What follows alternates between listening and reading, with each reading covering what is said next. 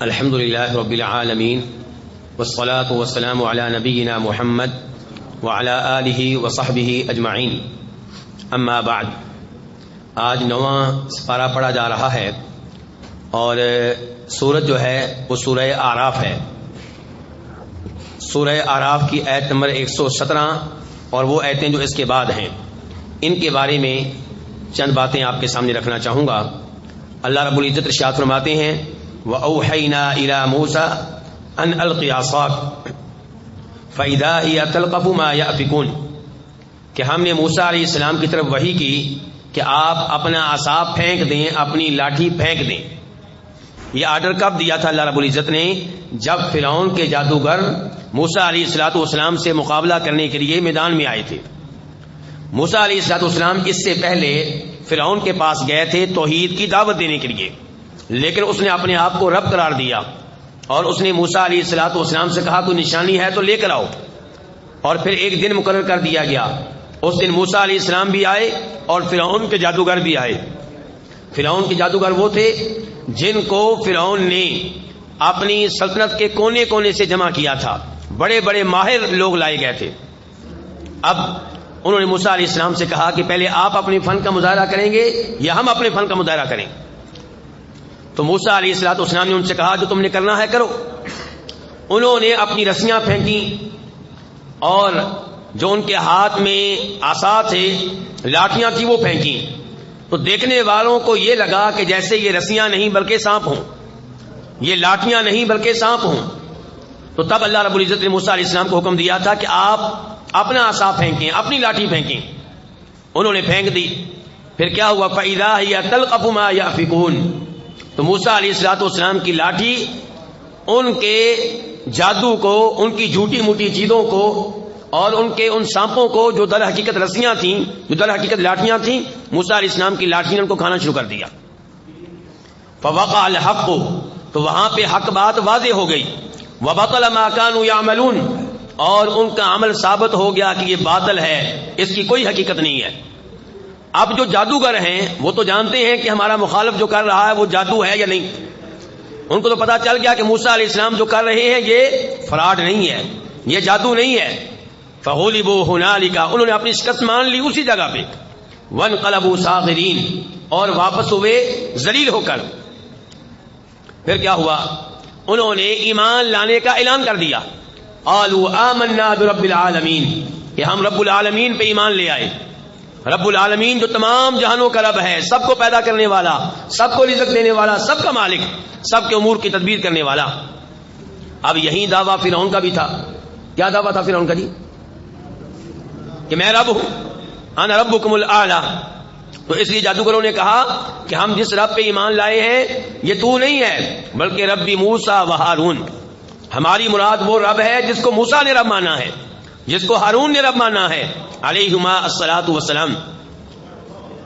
فرعون نے کہا آمنتم بہ قبل ان آذن لکم، تم اس پہ ایمان لے آئے ہو میری اجازت کے بغیر؟ پہلے مجھ سے رابطہ کرتے، مجھ سے اجازت لیتے۔ اب میں سمجھ گیا ہوں، ان ھذا لمکر مکرتموہ فی المدینہ لتخرجوا منہا اہلہا فسوف تعلمون، در حقیقت تم لوگ موسیٰ کے ساتھ ملے ہوئے ہو، تم لوگوں نے مل کر ایک سازش تیار کی ہے، تم اس ملک سے، اس ملک کے باشندوں کو نکالنا چاہتے ہو، ان قریب تمہیں نتائج کا علم ہو جائے گا۔ یہ لوگ کس ملک میں رہتے تھے جی؟ کس ملک کی باتیں ہو رہی ہیں؟ مصر کی، مصر کی۔ اب فرعون نے کہا تم میری اجازت کے بغیر ایمان لے آئے ہو؟ تو یہ کہنے لگے جو دھمکیاں دینی ہے دے لو، ہمیں کوئی پرواہ نہیں ہے۔ تو فرعون نے کہا لأقطعن أيديكم وأرجلكم من خلاف ثم لأصلبنكم اجمعین، ایمان لانا کوئی آسان کام نہیں ہے، توحید کی دعوت کو قبول کرنا کوئی آسان کام نہیں ہے۔ آج ہم دوستوں سے کہتے ہیں اپنی سودی ملازمت چھوڑ دو، کہتے ہیں مولوی صاحب دعا کریں اللہ ہمیں کوئی مناسب روزی دے دے تو پھر چھوڑ دیں گے۔ کیا مطلب؟ بینک سے ہمیں تنخواہ مل رہی ہے 2 لاکھ، 2 لاکھ کسی اور جگہ سے ملے گی تو چھوڑیں گے۔ لیکن دین کیا کہتا ہے کہ 2 لاکھ کی سودی ملازمت چھوڑ دو، ریڑھی لگا لو۔ 2 لاکھ کی سودی ملازمت چھوڑ دو، کسی دکان پہ مزدوری شروع کر دو، چاہے تمہاری تنخواہ 20,000 ہو، چاہے 30,000 ہو، چاہے 40,000 روپے ہو۔ دین قربانیاں مانگتا ہے، ایمان قربانیاں مانگتا ہے۔ اور ہم کہتے ہیں ایمان بھی لے آئیں اور قربانی بھی نہ دینی پڑے. صحابہ کرام نے قربانیاں دی تھی, اپنا وطن مکہ چھوڑنا پڑا اور مدینہ جانا پڑا, پراپرٹی چھوڑ دی, گھر چھوڑ دیے, والدین چھوڑ دیے, بچے بھی کئی دفعہ چھوڑنا پڑے, کئی دفعہ بیگم چھوڑنا پڑی. حسب الناس ان یترکوا ان یقولوا آمنا وهم لا یفتنون. لوگ کہتے ہیں کہ ہم ایمان لے آئیں, کلمہ پڑھ لیں اور ہمارا امتحان نہ لیا جائے, ہمیں کوئی قربانی نہ دینی پڑے. اللہ کا یہ نظام نہیں ہے. تو فرعون دھمکیاں دے رہا ہے کہ تمہارے ہاتھ بھی کاٹوں گا اور تمہارے پاؤں بھی. اگر دایاں ہاتھ کاٹوں گا تو بایاں پاؤں, اگر بایاں ہاتھ کاٹوں گا تو دایاں پاؤں, ٹانگیں کاٹ دوں گا تمہاری, اور پھر یہیں پہ بس نہیں کروں گا, پھر تمہیں سولی پہ لٹکا دوں گا. انہوں نے کہا انا الی ربنا منقلبون. موت آج بھی آنی ہے, کل بھی آنی ہے, موت کی کوئی پرواہ نہیں ہے. اب ایمان لے آئے ہیں, ایمان کا مزہ چکھ لیا ہے, اور تو ہم سے کس چیز کا انتقام لے رہا ہے, کس چیز کا بدلہ لے رہا ہے؟ وما تنقم منا الا ان آمنا بآیات ربنا. بس تو یہی بدلہ لے رہا ہے کہ ہم اللہ پہ ایمان لے آئے ہیں, ہم اللہ کی نشانیوں پہ ایمان لے آئے ہیں. لما جاتنا, جب ہمارے سامنے آ گئی. ربنا افرغ علینا صبرا وتوفنا مسلمین. یا اللہ صبر کی توفیق دینا. دعا کس چیز کی مانگی ہے؟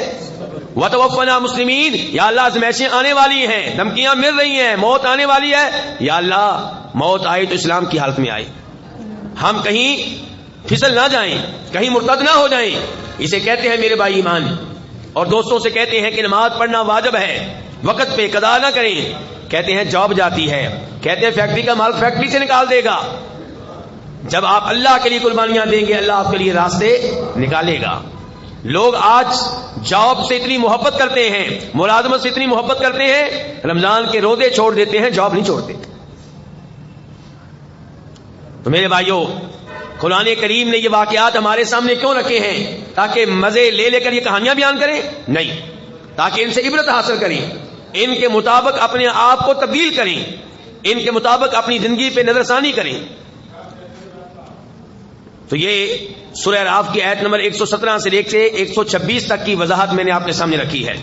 اس کے بعد سورہ اعراف کی آیت نمبر 138 اور 139 اللہ تعالیٰ فرماتے ہیں وجاوزنا ببنی اسرائیل البحر فاتوا علی قوم یعکفون علی اصنام لهم. فرعون بنی اسرائیل پہ ظلم کر رہا ہے, ان کی عورتوں کو لونڈیوں کے طور پہ استعمال کیا جا رہا ہے, ان کے مردوں سے مزدوریاں لی جا رہی ہیں, اور جو بات نہ مانے اسے سخت ترین سزائیں دی جا رہی ہیں, ان کے پیدا ہونے والے بچوں کو قتل کیا جا رہا ہے. ان حالات میں موسیٰ علیہ السلام نے اپنی قوم کو فرعون کی غلامی سے نکالنا چاہا. رات کو وہاں سے نکل آئے, وہاں سے نکلے تو فرعون اور اس کے لشکروں نے موسیٰ علیہ السلام اور ان کی قوم کا پیچھا کیا. آپ پیچھے فرعون کا لشکر, آگے سمندر, پیچھے جاتے ہیں تو ادھر بھی موت, آگے بھی موت.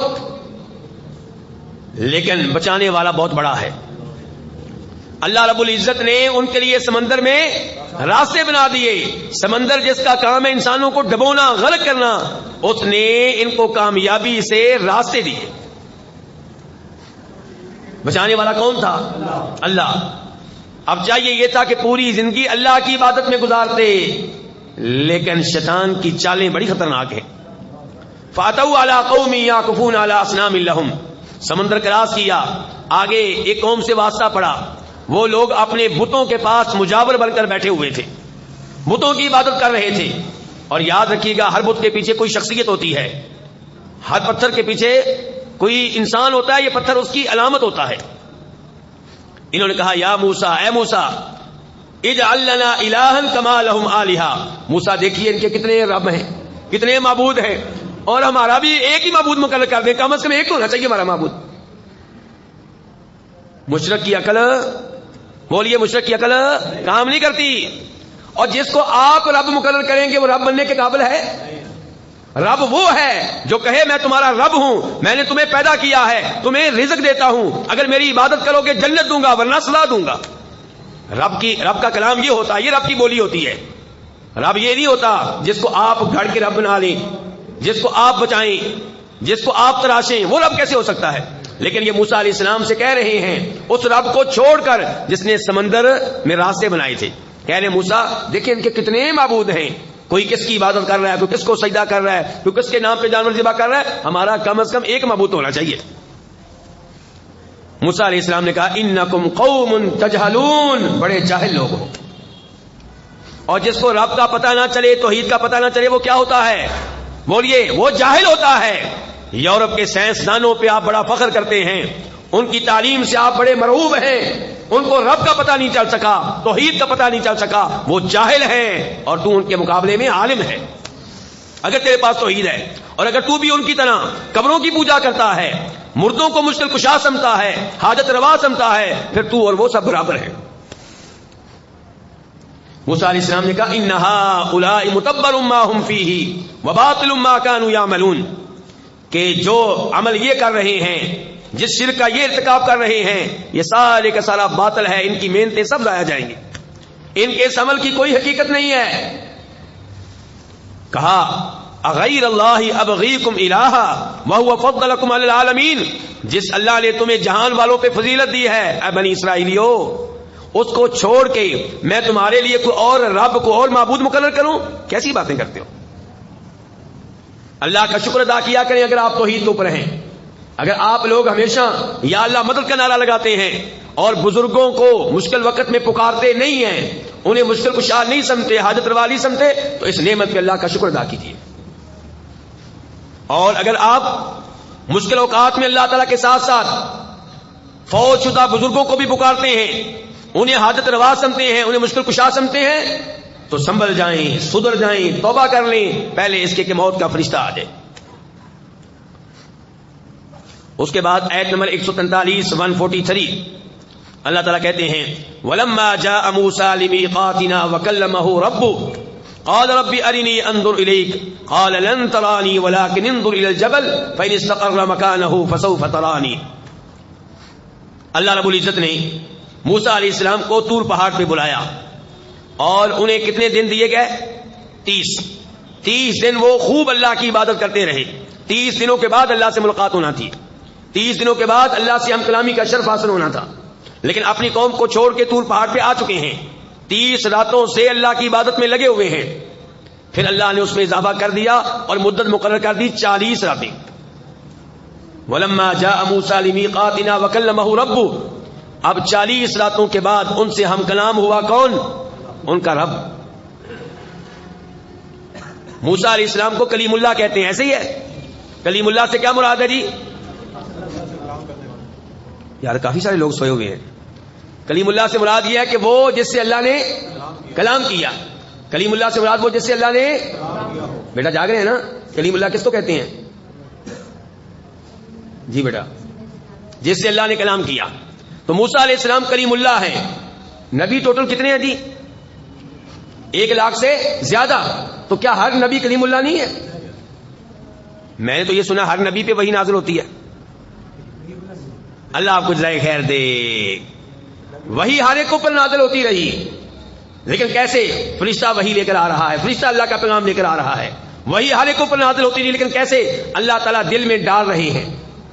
لیکن جس سے اللہ نے اپنی آواز میں کلام کیا ہو وہ کون ہے؟ موسیٰ علیہ السلام۔ اور ان کے بعد کون تھے؟ ہمارے نبی جناب محمد الرسول اللہ صلی اللہ علیہ وسلم، ان سے اللہ نے کلام کیا معراج کے موقع پہ۔ تو یہاں پہ تذکرہ ہو رہا ہے کس نبی سے کلام کا؟ موسیٰ علیہ السلام سے، کہ موسیٰ علیہ السلام سے اللہ نے کلام کیا۔ جب اللہ کا کلام اللہ کی آواز میں سنا تو موسیٰ علیہ السلام کا دل کرنے لگا کہ رب کو دیکھوں۔ جس رب کی آواز اتنی پیاری ہے، اس رب کو دیکھنے کا شوق، اور تجھے شوق ہے کسی گندی لڑکی کو دیکھنے کا، موسیٰ علیہ السلام کو شوق ہے اپنے رب کو دیکھنے کا۔ شوق ہو تو ایسا ہو۔ کہا ربی ارنی انظر الیک، یا اللہ دل چاہتا ہے تجھے دیکھوں، تیرا دیدار کروں۔ قال لن ترانی، کہا موسیٰ تو مجھے اس دنیا میں کبھی نہیں دیکھ سکے گا، تیری آنکھوں میں اتنی قوت نہیں کہ تو مجھے دیکھ سکے۔ ایسا کرو، اس پہاڑ کی طرف دیکھو اور میں اس پہاڑ کے سامنے آتا ہوں، اگر یہ پہاڑ میرے دیدار کو برداشت کر گیا، میری تجلی کو برداشت کر گیا، اپنی جگہ پہ برقرار رہا، تو پھر تم بھی مجھے دیکھ لینا۔ فلما تجلی ربہ للجبل، جب اللہ تعالیٰ پہاڑ کے سامنے آئے، جعلہ دکا، پہاڑ ریزہ ریزہ ہو گیا۔ پہاڑ کا وجود ہی نہیں ہے. وخر موسیٰ صاعقا، اور موسیٰ پہاڑ کا یہ حشر دیکھ کر بے ہوش ہو کر گر پڑے. فلما افاقا، جب ہوش آیا کہنے لگے سبحانک، یا اللہ تو پاک ہے. تبت الیک، میں توبہ کرتا ہوں آئندہ ایسا مطالبہ نہیں کروں گا. تو میرے بھائیو، اب اس ایت سے مسئلہ کیا ہم نے اخذ کیا؟ نمبر 1 موسیٰ علیہ السلام کی شان کہ اللہ نے ان سے کلام کیا. نمبر 2 اس بات پہ ایمان کہ اللہ تعالیٰ کلام کرتے ہیں. بولیے اللہ تعالیٰ کلام، اور قرآن اللہ کا کلام ہے. کیونکہ کئی غلط لوگ کہتے ہیں قرآن اللہ کا کلام نہیں بلکہ اللہ کی مخلوق ہے، اور فرق سمجھتے ہیں صفت میں اور مخلوق میں. اللہ تعالیٰ کا چہرہ اللہ کی صفت ہے، مخلوق نہیں ہے. اور اللہ خالق ہے اپنے چہرے سمیت، تو چہرہ مخلوق نہیں ہے، اللہ کی صفت ہے. ایسے ہی اللہ کا کلام اللہ کی مخلوق نہیں، اللہ کی صفت ہے. تو قرآن کریم اللہ کی مخلوق نہیں ہے بلکہ اللہ کی کیا ہے؟ صفت ہے، اللہ کا کلام ہے. اور اس ایسے یہ پتا چلا کہ اس دنیا میں اللہ کو دیکھنا ممکن نہیں ہے. کوئی نبی اس دنیا میں اللہ کو دیکھ نہیں سکا. تو یہ لوگ جب اپنی کہانیاں بیان کریں کہ ہمارے فلاں بابا جی نے اللہ تعالیٰ کو دیکھا، تو جان لے کہ یہ جھوٹ بول رہا ہے، جان لے کہ کہانی سنانے والا جھوٹ بول رہا ہے. اور یہ بھی پتا چلا کہ موسیٰ علیہ السلام اللہ تعالیٰ کو دیکھ نہیں سکے بلکہ بے ہوش ہو گئے. تو یہیں سے ایک اور آیت یاد آ گئی کہ وجوہ یومئذ ناظرہ، کہ روز قیامت جنتی لوگ اللہ کے چہرے کا دیدار کریں گے. یا اللہ ہمیں ان میں سے بنا. اس کے بعد آیت نمبر 158، قل یا ایھا الناس انی رسول اللہ الیکم جمیعا، اے لوگو. اللہ کے سننے کیا اللہ تعالیٰ کہہ رہے ہیں اپنے نبی سے کہ آپ لوگوں سے کہیں اے لوگو. کیا لفظ ہے جی؟ یعنی کہ اس میں سب آ گئے. کہنا چاہتا ہوں اس میں سب آ گئے، گورے، کالے، انگریز، ہندوستانی، آدمی، عربی، بادشاہ اور جو بادشاہ نہیں ہیں، سب اس میں آ گئے. اے لوگو، میں اللہ کا رسول بن کر آیا ہوں تم سب کے لیے. نبی علیہ الصلوۃ والسلام کی شان، آپ کا مقام کہ آپ پوری دنیا کے لیے نبی بن کر آئے ہیں، جنوں کے لیے بھی، انسانوں کے لیے بھی، اور قیامت تک کے لیے نبی بن کر آئے ہیں. پہلے نبی آتے تھے ایک قوم کے لیے. موسیٰ علیہ السلام بنی اسرائیل کے لیے نبی ہیں، عیسیٰ علیہ السلام بنی اسرائیل کے لیے نبی ہیں. لیکن میرے اور آپ کے نبی جناب محمد صلی اللہ علیہ وسلم تمام جنوں کے لیے، تمام انسانوں کے لیے قیامت تک کے لیے نبی ہیں. آپ کوئی نبی تو آپ خاتم النبیین ہیں. اور کوئی ولی، کوئی بزرگ ایسا دعویٰ نہ کرے کہ میرے اوپر شریعت نافذ نہیں ہوتی. آپ کی شریعت سب کے لیے ہے، کوئی آپ کی شریعت کے دائرہ کار سے باہر نہیں ہے. فرمایا میں نبی و رسول ہوں کس کا؟ الذی لہ ملک السماوات والارض، اس اللہ کا جو آسمان و زمین کا بادشاہ ہے. لا الہ الا ہو، جس کے علاوہ کوئی عبادت کے لائق نہیں ہے. یحیی و یمیت، جو موت و حیات کا مالک ہے. فآمنوا باللہ ورسولہ، ایمان لے آؤ اللہ پہ، اللہ کے رسول پہ جو نبی ہیں. الامی، کیسے نبی ہیں؟ بولیے ذرا کیسے نبی ہیں؟ الامی، الامی کس کو کہتے ہیں؟ جو لکھنا پڑھنا نہ جانتا ہو. یہ نبی علیہ السلام کی توہین ہے کہ آپ کی شان ہے؟ آپ لکھنا پڑھنا نہیں جانتے تھے، یہ آپ کی توہین ہے کہ آپ کی شان ہے؟ یہ آپ کی شان ہے. اللہ بتا رہے ہیں کہ اے میرے نبی، تجھے لکھنا نہیں آتا تھا، پڑھنا نہیں آتا تھا، اس کے باوجود ہم نے تجھے ساری دنیا کا امام بنا دیا. اور اگر آپ کو لکھنا پڑھنا آتا ہوتا، لوگ کہتے لکھنا پڑھنا جانتا ہے، پرانی کتابیں پڑھ کے اس نے نئی کتاب گاڑ لی ہے، اس کا نام قرآن رکھ دیا ہے. تو یہ آپ کی شان ہے. اس کے بعد آیت نمبر 164، وَإِذْ قَالَتْ أُمَّةٌ مِّنْهُمْ لِمَ تَعِظُونَ قَوْمًا اللَّهُ مُهْلِكُهُمْ أَوْ مُعَذِّبُهُمْ عَذَابًا شَدِيدًا. اسی صورت میں اللہ نے واقعہ بیان کیا مچھلی والوں کا. یاد ہے مچھلی والوں کا واقعہ؟ وہ 2 نمبریاں ایسے ہی کرتے تھے جیسے ہم کرتے ہیں. ان 2 نمبریاں چھوڑ دیں، میں بھی چھوڑ دوں، آپ بھی چھوڑ دیں. کیا 2 نمبری کرتے تھے؟ سنیں ذرا. اللہ نے کہا تھا ہفتے کے دن تمہیں مچھلی کا شکار کرنے کی اجازت نہیں ہے. جیسے ہمارے لیے جمعے کا دن مقدس ہے، ان کے لیے ہفتے کا دن مقدس تھا. اب اللہ امتحان لیتا ہے، اللہ آزماتا ہے.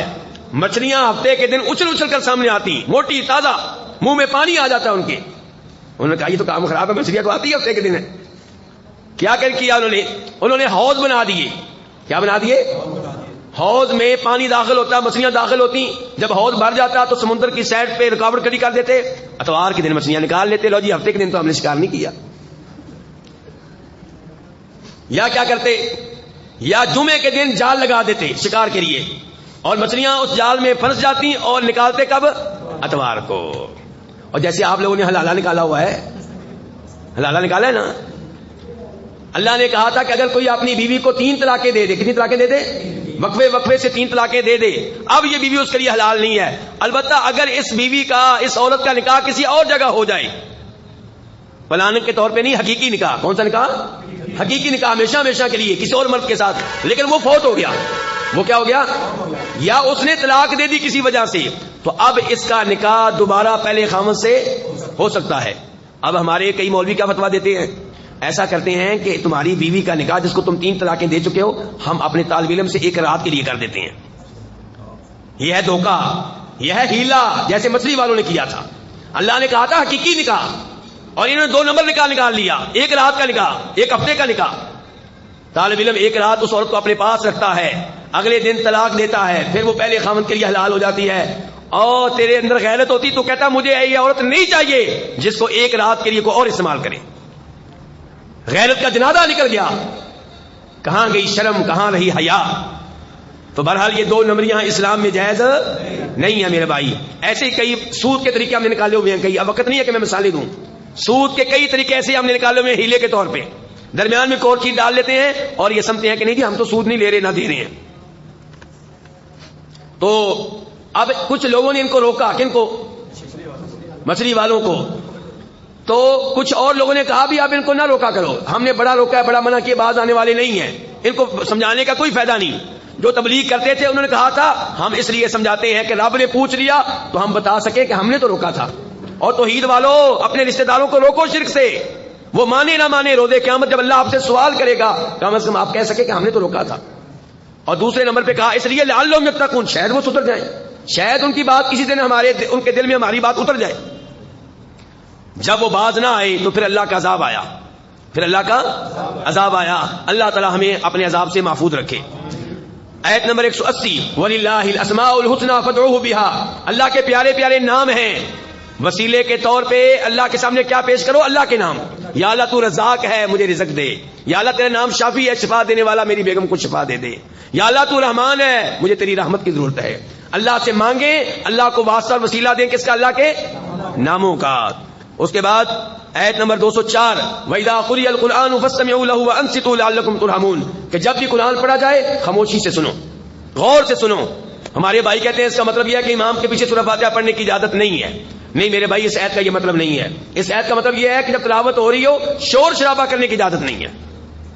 اس کا نماز میں امام کے پیچھے فاتحہ پڑھنے کے مسئلے سے کوئی تعلق اور واسطہ نہیں ہے. وقت کم ہے ورنہ میں تفصیل کے ساتھ بیان کرتا، لیکن اس کے اوپر ہمارے 10 منٹ لگ جائیں گے، اس لیے میں آگے چلتا ہوں. آخری آیت آج کے درس کی، سورہ انفال آیت نمبر 29. اللہ تعالیٰ کہتے ہیں یا ایھا الذین آمنوا ان تتقوا اللہ یجعل لکم فرقانا ویکفر عنکم سیئاتکم ویغفر لکم واللہ ذو الفضل العظیم، کہ اے ایمان والو اگر تم اللہ سے ڈرو گے، تقوی اختیار کرو گے، گناہوں سے دور رہو گے، تو اللہ تعالیٰ تمہیں ایک بہت بڑی نعمت دے گا. اس کا نام ہے فرقان. کون سی نعمت دے گا اللہ تعالیٰ؟ فرقان. وہ کیا چیز ہے جی؟ لوگ کہتے ہیں جی مولویوں کا کیا ہے جی، کس مولوی کی بات مانی؟ ہر مولوی کہتے ہیں میں سچا ہوں، ہم کیا کریں جی؟ اللہ تعالیٰ کہتے ہیں تو متقی بن جا، میں تجھے فرقان دے دوں گا، صلاحیت دے دوں گا فرق کرنے کی. تو فرق کر سکے گا کون سا مولوی سچا ہے، کون سا جھوٹا ہے، کون سا مسلک غلط ہے، کون سا صحیح ہے، کدھر خیر ہے کدھر شر ہے. یہ صلاحیت اس کو ملے گی جو متقی بن جائے. اور فرمایا تمہارے گناہ بھی مٹا ڈالوں گا اور تمہیں بخش دوں گا، اور اللہ بڑے فضل والا ہے. آخری آیت سے پیغام یہ ملا کہ یا ایھا الذین آمنوا، اگر ایمان پکا ہو اور ہم متقی پرہیزگار بن جائیں، اللہ راہ حق پہ چلاتا ہے، صراط مستقیم دکھاتا ہے، جہنم کی آگ سے بچاتا ہے، جنت میں لے کر جاتا ہے. اللہ تعالی ہمیں جنت میں جانے والا بنائے اور جہنم کی آگ سے محفوظ رکھے. وآخر دعوانا الحمدللہ رب العالمین.